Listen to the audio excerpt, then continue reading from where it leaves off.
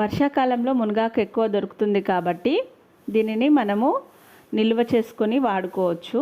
ఆకుకూరలు రారాజు ఎవరంటే మునగాకు అని చెప్పొచ్చు. మన ఆరోగ్యానికి చాలా హెల్త్ బెనిఫిట్స్ ఉన్నాయండి. డయాబెటీస్ ఉన్న వారికి అయితే చెప్పనక్కర్లేదు. మనము ఉదయము సాయంత్రం ఒక గ్లాసు గోరువెచ్చని నీటిలో 1/2 స్పూను మునగాకు పొడిని వేసుకొని తేనె వేసుకొని తాగినట్లయితే చాలా బెనిఫిట్ ఉంటుంది. నెక్స్ట్ గోధుమ పిండిలో ఈ మునగాకు పిండిని కూడా కలిపేసి చపాతీలాగా ఒత్తుకొని రోజుకు 2 తీసుకున్నట్లయితే చాలా మంచిది.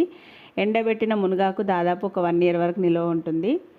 మనకి ఈ మునగాకు సీజన్ లేకుండా మనం దాన్ని ఎండబెట్టింది పప్పులో వేసుకున్న కమ్మగా ఉంటుంది. వజ్రం లాంటి మునగాకును మీరు కూడా నిల్వ ఉంచుకొని ఇంట్లో వారి ఆరోగ్యానికి మెరుగుపరుచుకోవాలని కోరుకుంటున్నాను.